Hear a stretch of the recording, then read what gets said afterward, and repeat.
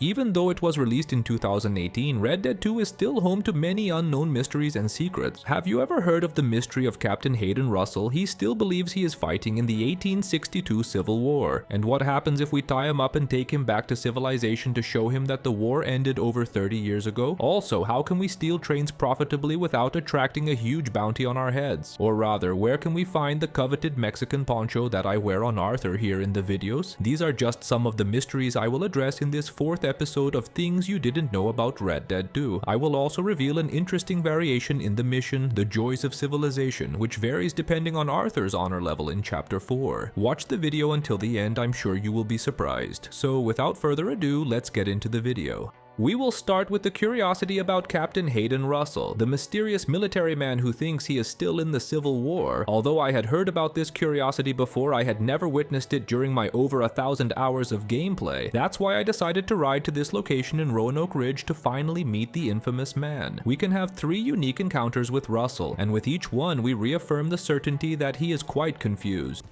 State your side, sir. North or south? Well, I sure ain't from the south. Lucky for you. Captain Hayden Russell, 29th Ambarino Volunteer Infantry. Do you bring news from General Skollick? Who's General Skollick? I'm awaiting orders. We will move on Lemoyne soon and take Saint Denis from the rebels. You do know what year it is, right? What kind of question's that? 1862, April 14th. Now move along, civilian, and watch yourself. Johnny Reb's in the area. North or south? State your side, sir. I ain't no southerner, if that's what you're worried about. I am worried. Very worried indeed. Captain Hayden Russell, 29th Ambarino Volunteer Infantry. We've met before, you know. I never laid eyes on you in my life. Been stationed here a while. We should be pushing down to Lemoyne soon. Communication's been slow and difficult, but like General Skollick says, a good soldier knows how to wait. You've certainly done that. Well, I can't be caught nattering to civilians. I have a post to guard. Are you at the Union?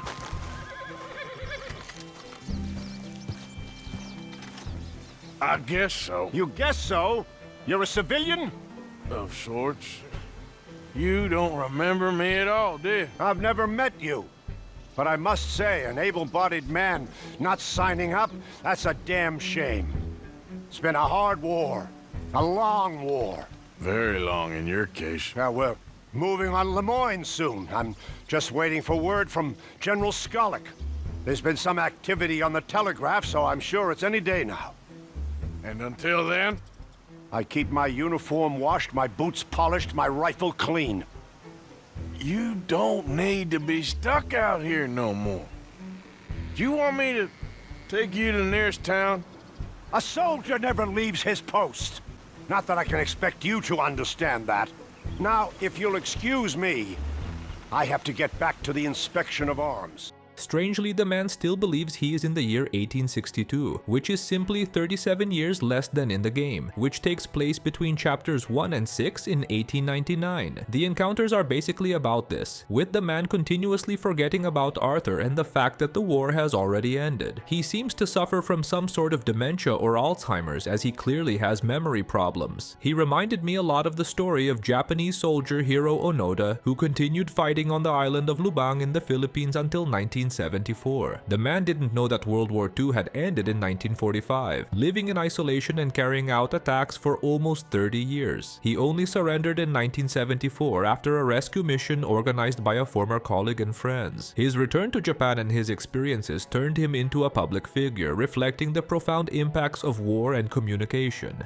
Because of that, I think Russell is a reference to the Japanese soldier, since the stories are very similar. Arthur even tried to set up a kind of rescue mission offering to take the man to the nearest town in an attempt to show that the war is over. But as we saw, Russell declined the invitation. But what happens if we forcefully take the man to town? Will he finally realize that the years have passed and the war is over, leaving his base behind and finally living a normal life? We will test this now, so if you're enjoying this video, go ahead and drop a like and subscribe to the channel. The first thing we have to do is tie him up, as it is impossible to take him to the city peacefully. Arriving in St. Denis, I faced a problem as I started to be wanted for the crime of kidnapping, so that kind of messed up our experiment right away. I decided to make a second attempt, but this time disabling the police through Rampage and visiting the city again. This solved the problem as now we can enter the city without worrying about the authorities. I took him to the main square of St. Denis near Bronte's mansion, untying him and finally showing him civilization, which finally lives in peace after so many years of war. But to my surprise, the man's gratitude was to shoot Arthur, completely ignoring the fact that the war was over.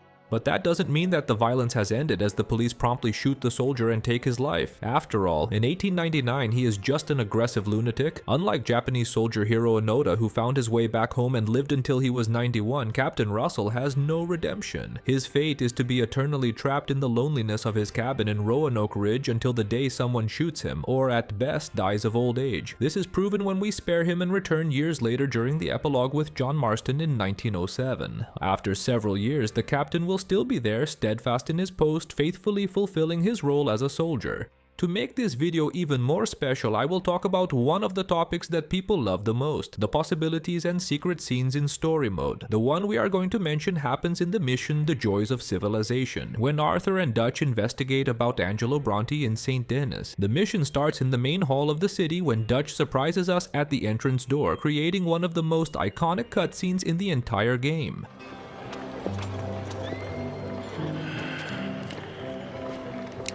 Stick 'em up, cowboy. Yeah, real funny, Dutch. Oh, I thought so. But one thing that few people know is that this scene undergoes a very subtle and interesting change if Arthur has low honor during this moment in the story. Stick 'em up, cowboy. Yeah, real funny, Dutch. Oh, I thought so. Tell me, did you notice any difference between the scenes? It's very subtle and certainly wasn't noticed by 90% of people. But to make it easier for those who didn't catch it, I'll leave the scenes playing side by side. As you can see from the comparison, if Arthur has good honor, Dutch keeps his finger off the trigger, while with bad honor he keeps his finger on the trigger. Handling a weapon with your finger on the trigger is extremely unadvisable, especially when you're not in a confrontation. The risk of accidents is very high with this kind of play, since it's very easy to accidentally fire the weapon and cause a tragedy. But strangely, Dutch doesn't care much about safety when it comes to the Arthur with bad honor, giving the impression that Arthur is not well seen by the gang when he takes bad actions.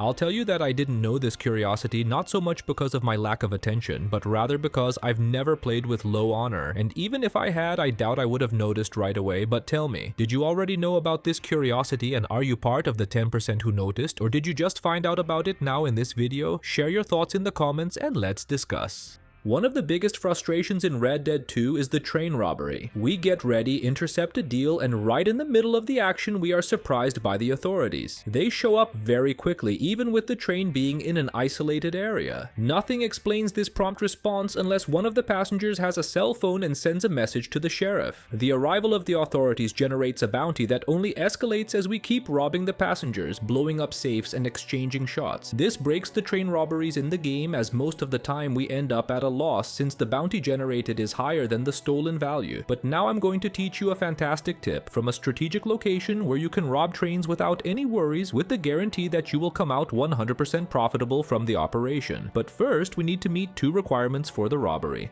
The first step is to visit this location in Big Valley, where we will blow up some rocks and enter a mine, grabbing a unique and very subtle item, the miner's hat, which is the only one in the game equipped with a lantern. The second step is to grab some dynamite, which is crucial for blowing up the safes. You may already have some in your inventory, but if not, just visit the nearest smuggler and buy some. With the requirements met, visit the nearest station and purchase a train ticket to the city of Ansburg. This will greatly speed up the process, as we won't have to wait for the train to randomly appear. When you arrive in Ansburg, you will need to stay inside the train until it starts moving and continues its journey. This only takes a few minutes, so just chill in your carriage. Once the train starts moving, you can climb onto the passenger carriage by crouching and staying quiet up there. The guards won't bother you as long as you stay above the passenger carriages. The right moment to attack will be when you see this tunnel, because it's the only place in the game where you can stop the train peacefully without the authorities showing up out of nowhere and ruining all your fun. So just run up to the engineer, throw him out of of the locomotive and brake completely. At this point, visibility is quite limited, but the miner's hat will help with that. This will make it easier to spot the guards who will still be there trying to stop the robbery. You can kill them quietly, as the only downside is the loss of honor. With the threats eliminated, just loot all the chests and wardrobes, blow up the safes with dynamite, and rob all the passengers one by one without the need to rush. Even though the authorities don't show up, the game will still indicate that a crime has been reported. But since you weren't seen, there's no need to worry, as it's highly unlikely that any authority will show up in this hard-to-reach location. So after cleaning up, jump out of the train, getting out of range, and waiting a few seconds for the alert to disappear. Now let's find out how much profit we made from this process. To make it easier, I sold all the valuable items I had and donated all my money to the camp's donation box. So I started the heist with not a single penny in my pocket. Just in cash, I collected $159, but we will only find out the total value when I sell the stolen jewels. So let's head to Emerald Ranch to sell these items to Seamus. After selling all the items and adding up the value with the stolen dollars, we reached the majestic amount of $246.25. Seems like a little, right?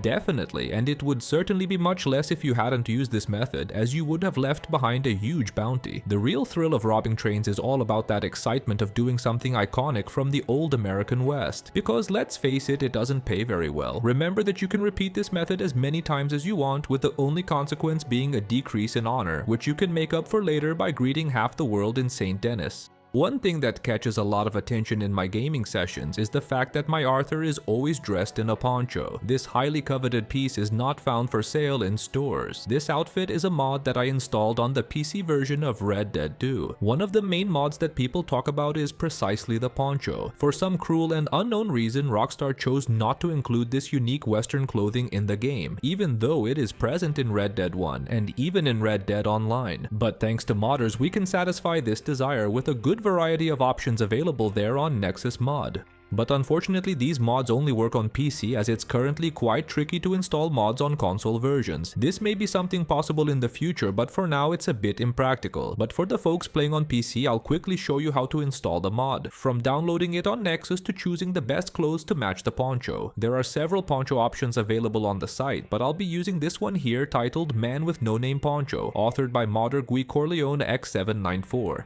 To download it is very simple. Just create an account on the website and click on the manual download button. Then click on slow and wait a few seconds for the download to start automatically. After completing the download, go ahead and unzip the file in the downloads folder. The second necessary download is the Laney Mods Loader, as this program will add the poncho into the game, replacing the boar tusk talisman in the files. It can be downloaded on rdr2mods.com without even needing to create an account. Just click on download and wait a few seconds for it to be downloaded automatically.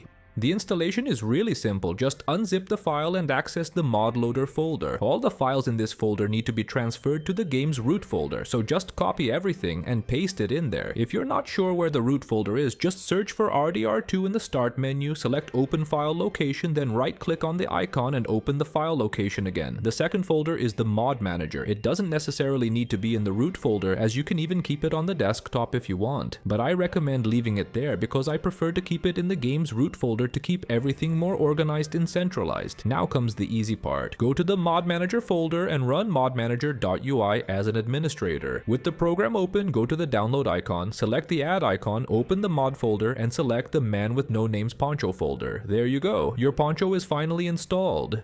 Simple and easy, even a child can put mods in the game with this mod loader. But before that, we'll need to install the Rampage Trainer, which will be used to put the poncho on Arthur. You can download it directly from Nexus, with the installation being very similar to the Lens mod loader. Just grab the corresponding files and drop them into the game's root folder. Just don't forget to download the script hook along with it, as it is a prerequisite for a bunch of mods to work, including Rampage. Installing it is the same as the mod loader and Rampage. Just drop the indicated files into the game's root folder. After all that explanation, it's time to open the game and finally try out the mod. With the game open, press F5 and open the Rampage. Select the player tab, then wardrobe. Now scroll down until you find the neckwear menu, because that's where our infamous poncho will be. It's replacing the boar tusk talisman, so just select it and the poncho will appear on Arthur. But as you can see, depending on the shirt, he looks a bit stretched, with some parts cutting through and showing. Unfortunately, this is an unsolvable issue, as the poncho was kind of created to be worn on a different body than Arthur's. But what you can do is disguise it a bit by wearing wearing a shirt that has a similar color to the poncho. For that, you can visit a store or simply go to the shirts tab and try different ones until you find the perfect match. Another annoying issue is that often the poncho disappears after the end of some cutscenes. When this happens, the only solution is for you to open the rampage and put it back on. This poncho solution is far from ideal for the game, but at least it satisfies our desire to use this classic attire popularized by the classic movie The Good, the Bad, and the Ugly, starring the legendary Clint Eastwood in 1966. The best thing about the PC version besides the 60 FPS is being able to install mods that greatly enhance the game experience and fix some bugs. There are mods that improve the horse experience, adding the need for it to drink water and eat being possible to do this at the saloon troughs and even in the haystacks at the stables. There's a mod that puts the hunting wagon from Red Dead Online in the campaign mode, allowing Arthur to transport dozens of animals to the camp or trader, saving us a lot of time. But for me, nothing beats the mod that fixes the bandana issue, because in the original game, the authorities recognize Arthur even with his face covered. But with this mod installed, this problem is solved, with Arthur being able to rob all the stores in the game without worrying about a bounty on his head, because now finally the sheriffs don't recognize Arthur if he's wearing a bandana. That was today's video, folks. If you want other methods to make easy money, I recommend my beginner's guide to the game, where I show a simple and quick method to earn $3,000 still in Chapter 2. Additionally, I also show the location of horses and rare weapons which you can get 100% for free. All of this in a concise, organized way and without spoilers. Click on the yellow arrow here to be redirected to this amazing video. A big hug and I'll see you in a few seconds. Bye.